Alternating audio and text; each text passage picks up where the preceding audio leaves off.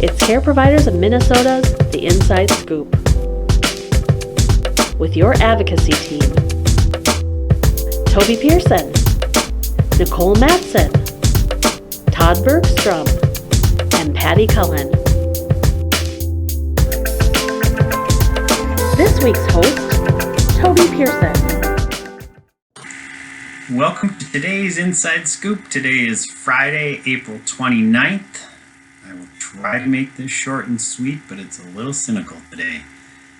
Today, as it was announced last night, the legislature is finishing their work for 2021. Remember when we asked for hero pay back in November of 2020? And then they agreed to set aside some money and that they would spend it and figure it out by August of 2021.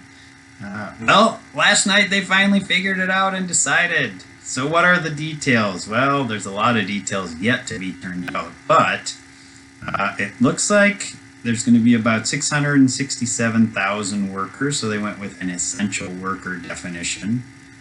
Somewhere between 750 and 1,500, depending on how many people apply.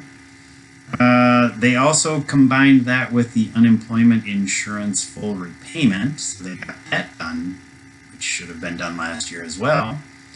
The details on the hero pay: you have to have worked a certain number of hours between March 15th and June 30th, March 15th, 2020, June 30th, 2021. You have to not have been eligible for telework. You have to not have collected any unemployment.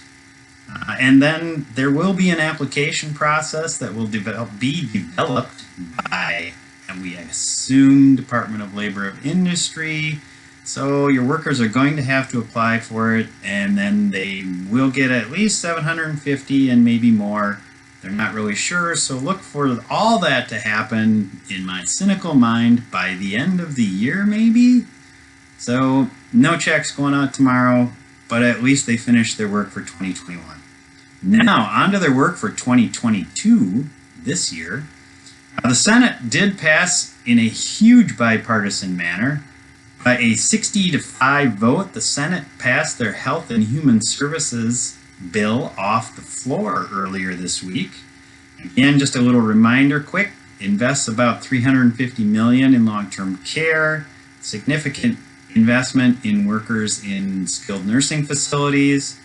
There's also an increase in the elderly waiver as well as the elderly waiver rate floor. And then it does authorize adult pay telehealth services to continue. So all in all, it's a great bill. We fully support it. And as indicated by the 60-5 vote, there's a lot of support for that bill on the Senate side. The House, on the other hand, is moving their bill through Ways and Means. Quick reminder, no permanent investment in skilled nursing facilities. There is, however, a pay study, a smaller elderly waiver increase. There's some language on the change of ownership. There is assisted living licensure language. And then there's the big stinker, as I like to refer to it, as the Nursing Home Workforce Board, which would set aside the ability for the governor to appoint 9 people that would then be able to dictate to you how much people could work, what their minimum wage should be, all without the ability to actually give you any money to implement these changes. So that is why I call it kind of the big stinker. We are told it will be on the floor, anticipated Tuesday of next week. So I will give you an update on what the process is for that one and how the turnout is on the floor. This is just kind of a spoiler alert that I expect it to be a lot more partisan than the Senate bill was. Then following that passage, they will set up a conference committee. Look for a comparison document, maybe as early as next week, but I will for sure try to give you a brief outline from the Inside Scoop next week. And then as they do that, they will move towards final negotiations. Now, the final negotiations this year will be a little bit more complicated because they don't necessarily have to pass anything.